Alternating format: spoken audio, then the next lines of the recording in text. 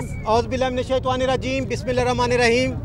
23 मार्च का जो मैसेज है, जो हमने 23 मार्च 1940 को जो करारदाद पेश की थी मौलाना फजल हक साहब ने, और उसके बाद पाकिस्तान मर्ज़ वजूद में आया, उस हवाले से आज पूरे पाकिस्तान में 23 मार्च के हवाले से प्रोग्राम किए जा रहे हैं। और किसान इत्तेहाद ने पूरे पाकिस्तान में 23 मार्च मनाया। पिछले साल भी बलूचिस्तान में हमने 23 मार्च मनाया था, और आज हमने ये प्लान किया कि 23 मार्च में पुलिस ने भी कुर्बानियाँ दी, आर्मी ने, फोर्सेस ने, सिविल सोसाइटी ने, और ख़ासकर जो इस टाइम मीडिया है, मीडिया पे बड़ा मुश्किल वक्त है, और जो मीडिया का किरदार रहा है इस मुल्क की सलामती के लिए वो बहुत अहम रहा है। तो आज हमने ये डिसाइड किया है कि आज जो हमने फूल पेश किए हैं वो मीडिया के लोगों को, खासकर कैमरामैन को, रिपोर्टर को, और तमाम मीडिया से जो जुड़े हुए लोगों को आज हमने फूल पेश किए हैं, और उनके जो शहीद हुए हैं, जिन्होंने इस मुल्क की कुर्बानी के लिए अपना किरदार अदा किया,